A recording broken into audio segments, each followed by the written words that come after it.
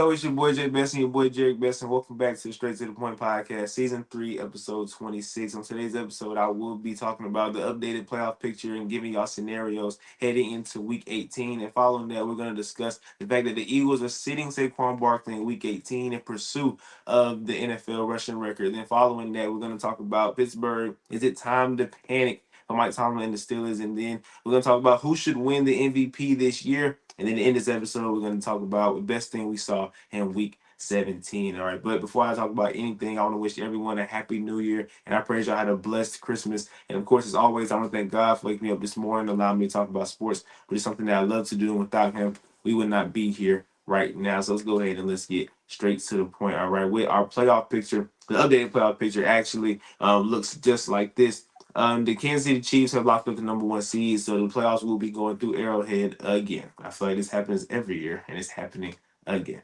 All right, the number 2 seed is the Buffalo Bills. They have that locked up. But this is where it starts to get a little interesting. All right, the Baltimore Ravens do have the 3rd seed as of right now, which means they'll be hosting a playoff game. But if they were to lose this weekend and Steelers win, not likely to happen. But if they were to lose, because they did lose to Cleveland once this year, so let's just put it out there. If they were to lose, then the Steelers would end up taking over the division. The Steelers will be the number 3 seed. All right, so the 3 and the 5 could change before the playoffs start. They had the 4th spot. The Houston Texans have that locked up. They have the division locked up, and nobody's going to jump ahead of them. Then at the 5th seed, the Steelers, once again, Steelers win, Ravens lose. They'll jump to the 3.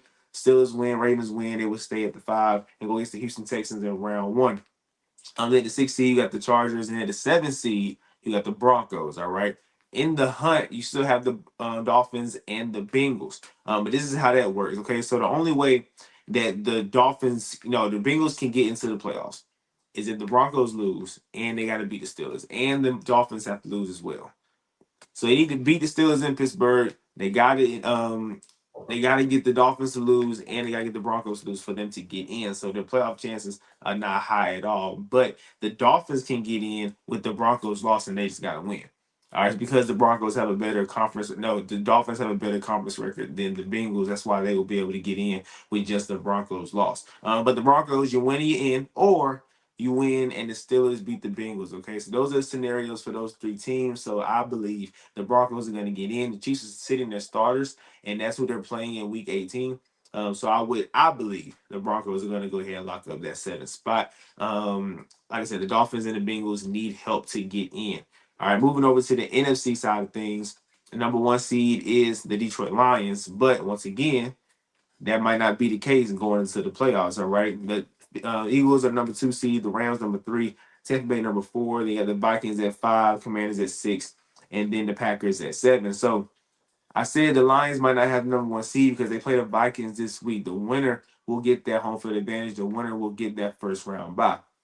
And that game will be happening on Sunday night. Very important game because they're both sitting at 14-2. And then you also have the Tampa Bay Buccaneers who have the division locked up as of right now. But if they lose and the Atlanta Falcons win, the Falcons will jump them and they will get into the playoffs. So basically, Tampa Bay and the Atlanta Falcons are in must-win scenarios. The Falcons need the Tampa Bay Buccaneers to lose. Tampa Bay, all you got to do is win and you are in. All right, so that's our updated playoff pictures heading into Week 18. And then, of course, after this week, they will be set. But let's talk about the breaking news that broke today in Philly. They said that Saquon's not playing. Now, when we was prepping for this episode, the question was, should they sit Saquon Barkley in Week 18? But now that they have sat him, what is your reaction to it? It's a smart thing to do. And I had a feeling that they were going to sit him when Saquon Barkley came out. They interviewed him on Sunday after the game, and they asked him, does he want to go get the rushing record and will he play? And he said that it's up to the team, basically. He wants to get the record, but if the team wants to sit him so he's healthy for the playoffs, then he's fine with that either way. And so that just shows that he's a real team player and he cares about the success of the team over his personal status. Me personally, I wanted him to go get the record. Not only that, because a lot of people were going to say if he played this last game and got the record, oh, it's an asterisk by, he played more games. If you look at the stats, he has less carries than Eric Dickerson had in his rushing record season. So he was going to get it in less carries, which would have just shown that he had a better season, regardless of the extra game or not.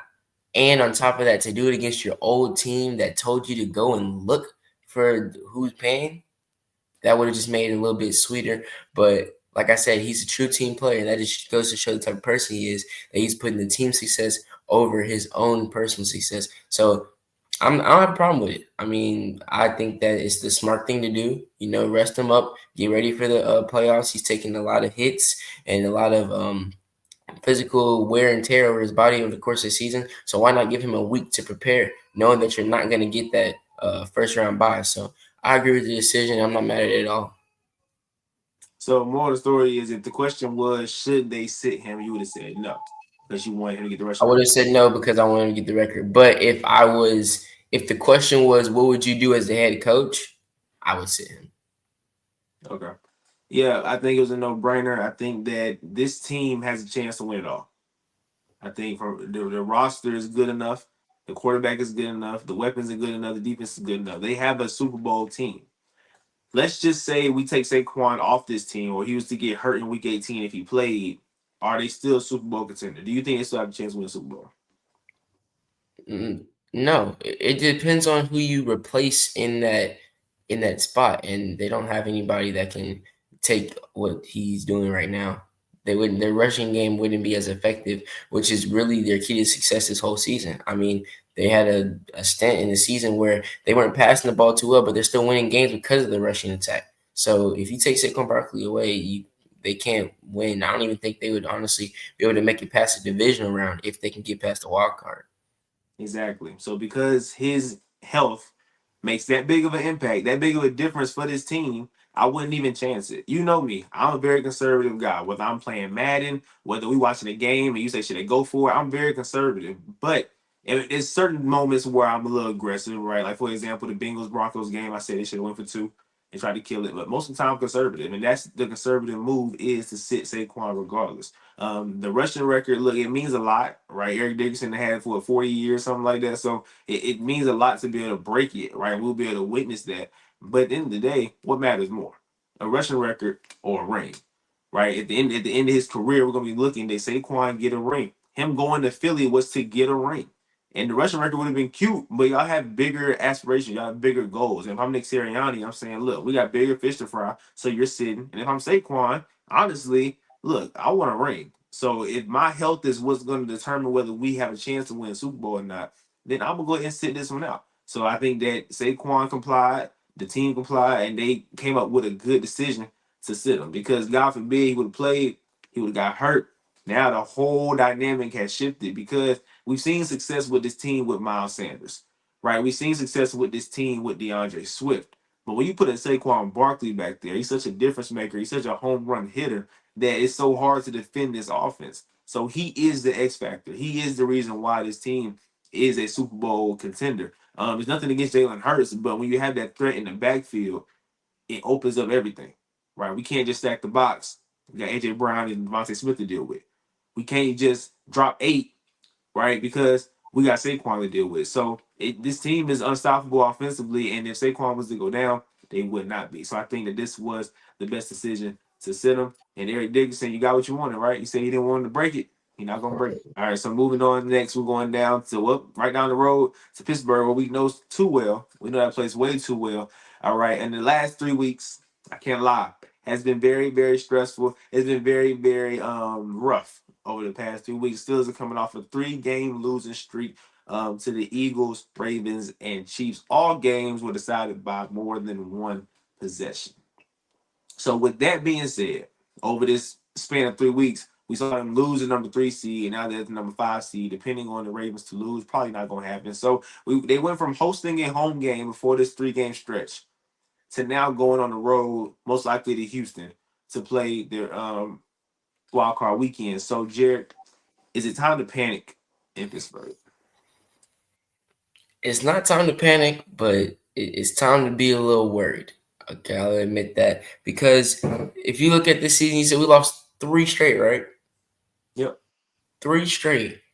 Back in 2020, we started the year off 11-0, and then we suffered a 3-game losing streak, losing to the Washington football team, the Buffalo Bills, and the Cincinnati Bengals.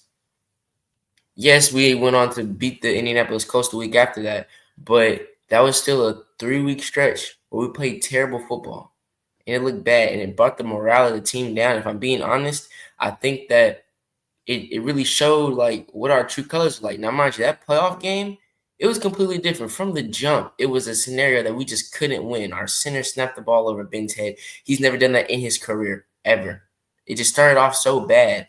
But from seeing us being 11-0 to losing those three straight, it was like, what are we doing? Because it made you realize, okay, maybe we're not where we think we were.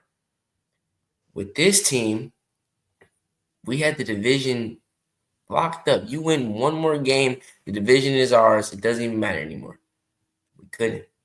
We lost three straight. Now, mind you, we lost three straight to pretty good football teams, if I may say. Like the experts said that we have a very, very hard schedule, and they highlighted a stretch of games where we played the Browns, the Bengals. We went on to play the Browns again. Then we had to play the Eagles, the Ravens, and the Chiefs.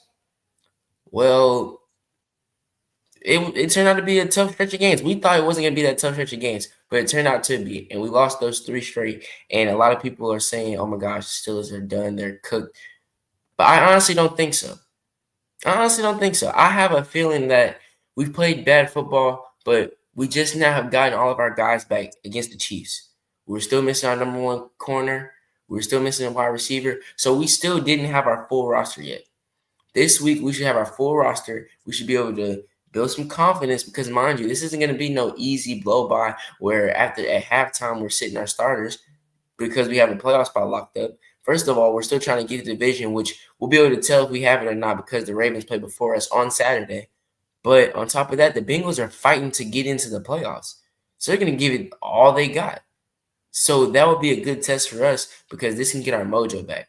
Our defense, I think our defense can go out there and dominate or go out there and just play better than they have been recently, then that'll just bring the energy back up, bring the spark back up. If our offense can get on the same page now, we have George Pickens back fully now. Last week he played one game. We saw a little bit of production out of him, but I think that it's just going to be more as we go into the playoffs. And knowing that if we win this game, whether the Ravens win or not, worst case scenario, as long as we win, we'll be playing the Houston Texans, which they're an injury-riddled team. And it sucks, but that's just the reality. So with that being said, we'll be able to go into Houston, get a win, and then we'll probably have to go play the Chiefs, depending on how the rest of the wild card games pan out. We'll probably go play the Chiefs. And I honestly think that if our defense can step up, we had zero pass rush presence against the Chiefs. And that is a big problem because you're letting Patrick Mahomes sit back there with so much time. He has to be uncomfortable. So if we can use this game to get us back on track to where we were, I think that we'll be fine. So I'm a little worried, but I'm not going to panic because I know what we can do. Like, I'm not going to say that this is a completely different team from where we were on a roll earlier in the season. It's not. It's just not. We had a little slump, but hopefully we have another game before the playoffs, which can really help us. So I don't think it's time to panic yet. All right, so I agree that I don't think it's time to panic, but if we were to lose this upcoming weekend against the Bengals, then it's definitely time to panic. Over this 3 game stretch, people have to realize that we did not have George Pickens for the first 2 games.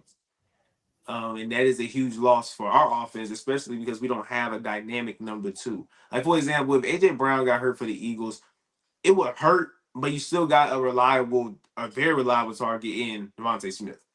Look at the Jets. If Devontae Adams was to get hurt, you still got a reliable target in Garrett Wilson. Like, we don't have a dynamic number 2 option. So George Pickens being out hit us really hard, right? And now teams can just stack the box and say, we're going to stop the run. And we're going to make y'all throw the ball because y'all don't really have anybody that we fear. So that's the kind of situation we was in with the Eagles and the Ravens. Against the Chiefs, it's simple. We got beat up front. In the trenches, we got bullied. And Chris Jones didn't even play. So that does worry me a little bit because our offensive line allowed too much pressure on Russ. And then our D-line got no pressure on Mahomes. So the game was lost right there when we couldn't get pressure on him, and then we was allowing pressure on Russ. I believe they had 5 sacks. We had 0 sacks. When did the Steelers ever had 0 sacks in a game, right? T.J. Watt was a no-show. Cam Hayward was a no-show. Alex Hospital was a no-show. So without that pass rush, Mahomes did whatever he wanted to do. And mind you, like you said, we're missing Joey Porter. So the secondary was a little shaky right now. Just a little shaky, not too bad. So I'm not confident. But without Joey Porter, they just did what they wanted to do. So 2 games, I would say George Pickens had a lot to do with it. We probably would have lost the Eagles game, I would say, anyways. But the Ravens game, I don't think it would have went like that if we had George Pickens. And then against the Chiefs, I think it would have been closer if our O line could have protected Russ and our D line could did what they normally do. So it's not time to panic. But the best thing is we have a great game coming up against a team that's trying to get in the playoffs, which means it's a playoff game. It's gonna feel like a playoff game because the Bengals are trying to get into the playoffs. So if we can go at home, beat a Bengals team that's desperate for a win, right? And then this is a chance for our D line to wake back up because the Bengals offensive line not that good. So TJ can get going, Alex can get going, Cam Hayward get going, Nick Herbie get going. We can get that going again, right? Beat a desperate team trying to get in the playoffs. Russell Wilson going against a very bad secondary, right? So we can get the pass game going again. I feel like with this upcoming game, we can get a good taste back in our mouth, right? That morale can go up. And Skip Bayless, one of my favorite takes by him is teams want to streak into the playoffs, right? You don't want to go into the playoffs limping. You don't want to go into the playoffs on a losing streak. You want to streak into the playoffs, get hot at the right time. We're not going to necessarily get hot because it's one game, but it's going to feel good again, right? We gonna know we can get a W again. It's almost like an icebreaker. It's almost like when a 3-point shooter missing all his shots, he needs to see one go in and he feel good about himself, right? Same thing with us right now. We just need a W, and I feel like we have a very good chance of winning round one. And I don't want to hear nobody mouth. We win round one. Don't say nothing about Mike Tomlin because they ready to cut his throat already. They are waiting for him to lose round one so that they can pounce on him and say he need to be fired. Because y'all moving the goalposts. At first, we was gonna be below 500. Now we're above 500. Now we get into the playoffs. We're gonna lose round one. So Mike Tomlin, you have to win this game. You have to win round one. Period. No matter who it's against, you have to because they coming for your throat. Period. So I believe that no, it's not time to panic. But if we lose to the Bengals, I'm panicking. I'm throwing in the towel. All that because there's no way I have faith in this team going on the road round one against whoever it is and winning when we have just came off a 4-game losing streak. So that's where I stand. Yeah, I definitely agree. But they're gonna go to the goalpost regardless. Because we win, let's say we win and the Ravens win. So we're gonna be playing the Houston Texans, which will probably be the likely outcome. We beat the Texans, injury riddled Texans. That's all you're gonna hear. That's all you're gonna hear. Like they have no Jalen Petrie. They're missing 2 of their receivers, some other little injuries. That's all you're gonna hear is you played a diminished Texans team, and then we're gonna go against the Chiefs. And if we lose against the Chiefs, they're going to say once again the Steelers aren't. They're gonna continue to move the goalposts. So at this point, I don't care anymore. I know Mike Tomlin's my head coach. He's one of the best head coaches in the league. So that's where I stand on that. But they're gonna continue to move the goalposts. Yep, I agree. And let's go ahead and move on to who should win MVP. All right. Look, the odds say Josh Allen gonna win it, but the public, the media, are saying Lamar Jackson gonna win. All right. So let's go ahead and let's settle this. Who should win MVP this year? It should be Josh Allen. Okay, it honestly should be Josh Allen. Now, before this week and before they set down Saquon Barkley, I probably would have said Saquon Barkley, just because if he beat the rush record, that's something that like it's history making. See what I'm saying? So I feel like that would have deserved winning MVP. But let's look at it. MVP is the most valuable player. Okay, it's the most valuable player. It's not the best player on the best team. No, it's the most valuable player. And when you look at the difference between Josh Allen and Lamar Jackson, Josh Allen is the more valuable player. First of all, Josh Allen doesn't have Derrick Henry. And if you look at it, if y'all go back, if you've been watching the podcast all season, there's a episode where Jalen said that the Ravens lose when Derrick Henry doesn't get the ball so many times, or they lose when they throw the ball more than they run the ball. He said something along those lines. You can't be the MVP if your recipe to your team's success is you handing the ball off more. If we have to take the ball out of your hands for y'all to win games, you can't be the MVP. Because that honestly means that you're not the most valuable player on your team. You remove Derrick Henry, this is a whole different team. Because we've seen that run game be so dangerous against teams and wearing down their defense. So Derrick Henry has made it so much easier for Lamar Jackson that he's putting up these numbers, but I'm not surprised because you can't only put 5 in the box. You can't have 5 or 4 in the box. You have to stack the box and trust your corners to play man defense. And mind you, when you're running little RPOs, you have to watch out for Lamar Jackson to keep the ball and run it. It's a scheme thing, honestly, right now. That's what I'm seeing. I'm not saying that Lamar's not having a great season. I'm not saying that he's not a good quarterback, because he is. He's one of the top quarterbacks in the league as of this year. But it's honestly a lot to do with the fact that they have Derrick Henry. You're so worried about the run that you're okay with Lamar Jackson sitting back there and throwing the ball. And this year, he's been able to throw the ball pretty well. So I'm not knocking Lamar Jackson. I'm not taking away anything from him, but it's just the fact that we question, are you the most valuable player on your team? So how can you be the most valuable player in the league? That's where I am on that. And with Josh Allen, he doesn't have a Derrick Henry. He doesn't have the weapons. His probably number one weapon, Dawson Kincaid, he's been hurt. He's been dealing with injuries. So we've seen him time and time again have to put on the cape, have to go out here and make Superman efforts to just keep them in a game, like the Rams game. He went out there and played out of his mind, and they still ended up losing the game. So, in all honesty, I think that Josh Allen should be the MVP without a doubt, because he's the most valuable player today. People can argue Joe Burrow, but that's team success. It shouldn't determine it, but it has a factor in it.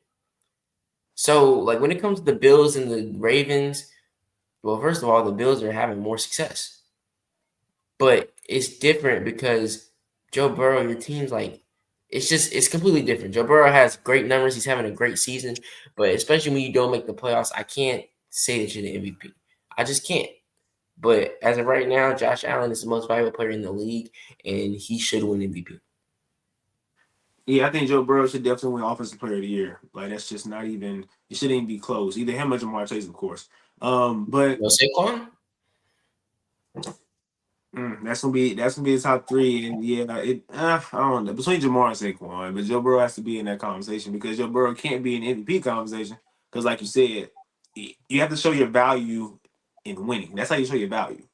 Right? The MVP, you got to be valuable. You got to show value by getting your team wins. Unfortunately, Joe Burrow hasn't been able to get the wins. It's because of his defense, of course, but he's not in the win column, so he's automatically eliminated from this conversation. But I think the three candidates would be it should be Saquon, Josh Allen, and Lamar can be a candidate. I'm not saying he can't be a candidate. I'm not saying Lamar's not having a good year. Lamar Jackson won MVP last year, and he's had better numbers this year than he did last year. Way better numbers this year. And what bothers me is, and it's this Lamar Jackson. I'm about to start calling it a cult. It's like a cult now. And everybody love Lamar Jackson because what y'all gonna do is y'all gonna change the narrative. So last year his numbers were not good. I came up here and I broke down his numbers. He was like top 15 in all his numbers. He wasn't top 5 in anything. And y'all sat here, y'all told me he's just valuable to the team because he was the best player on the best team. The Ravens had the best record. He was the best player on that team. So I let y'all have it. Cool. That's what y'all want. Cool. His numbers do not scream MVP, but cool. Now this year, y'all want to scream about his numbers. Make up your mind. Is it the best player on the best team, which this year will be Mahomes, or is it the numbers? But y'all want to change the narrative up so Lamar Jackson can win MVP. I just don't understand. But this year, the most valuable player is obviously Josh Allen, and it's not even close. Who's the second best player on the Ravens, Jared? Derrick Henry. Who's the second best player on the Bills? Is there anybody that even comes close to Derrick Henry? How about that? No, not at all. Not at all. Is there anybody that even comes close? I would even throw Mark Andrews to me the top 5 tight end. Is there anybody But that comes to Mark Andrews? Dawson Kincaid was on his way to that conversation, but like I said, he's been hurt. He's been All right. dealing with injuries. And we're assuming he was going to be there this year because like he was a rookie last year, right? So we're assuming that he was going to be in that conversation, but he's been hurt. So to me, just based off that conversation, Lamar Jackson can't be the MVP. His second best player has like 1,700 rushing yards, right? His second best player is knocking on 2,000 rushing yards. So to me, like you said, having Derrick Henry in the backfield, if Derrick Henry gets hurt, Lamar's not having as much success. Let's just be real. Let's keep it a buck. Let's keep it 100. So, who's the real MVP on that Ravens team? Is it Lamar Jackson or is it Derrick Henry? You can have that argument on who's the MVP on the Ravens, But on the Bills, there's no argument. Josh Allen is the most valuable player on that team. If Josh Allen gets hurt, guess what? What you gonna do? Nothing you can do. The team is done. If Lamar Jackson get hurt, guess what we gonna do? Get the ball to Derrick Henry 50 times. And hopefully he gonna get you where he been getting the past couple of weeks. So to me, because of that conversation, it's not a conversation to be had. It should be Josh Allen, unless the popularity contest, because everybody love Lamar. Everybody love him some Everybody. Mr. Jackson. Everybody. Everybody. So if it's a popularity contest, then sure he should win. But if we're talking about value to a team, Josh Allen brings more value to the Bills. We talked about it this year. If the Bills are going to be good this year, it's because Josh Allen has to put on the cape. He has to be Superman. I go look at the video. It was during the NFL Vault. We said this. He has to be Superman for them to be good this year. They're the number 2 seed in the conference. They beat the Chiefs this year. The only team to beat the Chiefs this year. Right? Yes, they got blown out by the Ravens, but okay, cool. Y'all want to use that as an argument? Okay. But we talk about pure value, which means if this player was not on this team, or this player was to get hurt, the team will fall to shambles. That's what value means. It has to be Josh Allen. But like I said, Lamar Jackson fans gonna say last year it's not about numbers, it's about value to a team. It's about being the best player on the best team. This year, look at his numbers. Look at his numbers. So y'all just want Lamar Jackson to have an MVP at this point. And look, he might just win it because all y'all crying about it. But Josh Allen should definitely be the MVP, and it's not even close because of the value that he brings to his team. Nothing against Lamar. Lamar's having a great year. Lamar has shut me up because when he first got drafted, I thought he wasn't going to be a good quarterback in this league. He's a top five. This year, especially he's top five. I'm not arguing against that. Lamar Jackson's playing great. But when we talk about value to a team, it has to be Josh Allen. That's all I'm saying. But I'm not gonna keep going because, like I said, I'm just a hater. We just hating on Lamar because we tell the truth, right? Last year, we had every right to say he was not going to win MVP because of his numbers. This year, we're saying, based on y'all's definition last year, he should not win it this year, based on y'all's definition. But because he got numbers this year, now y'all want to throw it in our face. It's just a lose situation, man. So let's go ahead and wrap this thing up with the best thing that we saw in week 17. Y'all, it's one more week left of the regular season. Then it's time to go dancing, all right? But Jared, what's the best thing you saw in week 17? The best thing that I saw in week 17. I don't want to get his name wrong. I don't. I gotta give the man his credit. I gotta give him his props. The best thing I saw in week 17 is Kenny Pickett. They say he's playing with broken ribs. He's playing a good game and then he goes down. Tanner McKee. Do you know who that is? Nope. Do you have you before Sunday, have you ever heard his name? Yeah, before Sunday, no. Never heard his name. Went to Stanford, 24 years old, and he came in the game against the Dallas Cowboys, who, mind you, Micah Parsons said that they're playing good football. They're gonna make a run. They're on a little winning streak or whatever. He goes out there, he goes 3 for 4, and throws 2 touchdowns. On the exact same drive that Kenny Pickett gets hurt, he throws a touchdown to AJ Brown. And this wasn't no, I'm gonna throw up a prayer. No, he threw a back shoulder pass to AJ Brown. It looked natural for him. It looked something like it looked easy. Let's put it that way. It looked very easy. And mind you, you're the third string quarterback. So the fact that the third string quarterback was able to come in there and find success and throw 2 touchdowns, it's mind boggling to me. And I got to give the young man his credit for stepping up and doing a job. We always say next man up.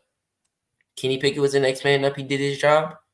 Then Tanner McKee came in there being the next man up, and he did his job. And it led to absolutely demolishing 41-7 win. And the fact that he contributed 2 touchdowns to that win, that is the best thing that I saw in week 17. All right, I like that one. Like you said, he's third string, probably wasn't gonna play this year at all, right? But then for him to go in there, get his opportunity, and show a little something. Hey, teams like the Raiders, right? Teams like the Giants, teams. Hey, Tanner McKee, I don't know. He looked natural to me. But the best thing I saw week 17 was confirmation that the league is set in stone with receivers. Right, we talk about Jamar Chase, talk about Justin Jefferson, talk about CeeDee Lamb. Right, it's a lot of great receivers in the league, but there's a new generation coming. It's gonna keep going. All right, I want to talk about Malik Neighbors in New York, who had 7 catches, 171 yards, and 2 touchdowns. And the best part about it, in all caps, I have with Drew Lock at quarterback. That is the best thing about it. Meaning that Giants go get a quarterback that can deliver the ball to him. Get the ball to him. That's all you gotta do. Put the ball in his hands. He's gonna make plays. All right, Malik Neighbors out of LSU had a great rookie year. Right, hit 1,000 yards this year.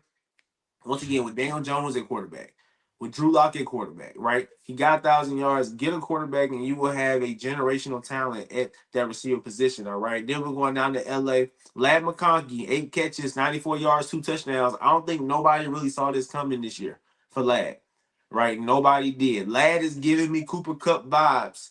He just is, and it's happening early, right? With an offense that he gotta be the breadwinner. It's nobody to take attention away from him, right? It's nobody to he's the guy over there, and he's gonna get open because he know how to run his routes, right? And Justin Herbert will get the ball to him. But Lad McConkey and Malik Neighbors are showing us that the receiver position is stacked in the league today, and those are the best 2 things that I saw in Week 17. Well, the best thing, like I said, I saw is the rookie receiver group. But those 2 players had great games this past weekend, and we're gonna see Lad in the playoffs. All right, You but that ready? is it. Yeah, but that is it for today. We're going to get up out of here. Once again, I want to wish everybody a happy new year. If y'all are hearing my voice right now, that means you made it through 2024. All right. And I must admit, everybody didn't make it through 2024. All right. So you are blessed. And do not think that you don't think that, life is too bad because you're still here. All right. And I'm preparing to see y'all again going into 2026. But once again, have a blessed new year. Happy New Year. All right. Attack this year with some urgency. Let's get things done. You got goals, go for them. You got aspirations, go for them. And let's go kick 2025's you know what. All right. Man, that's it from your boy Jay Best and your boy Jerry. We up out of here.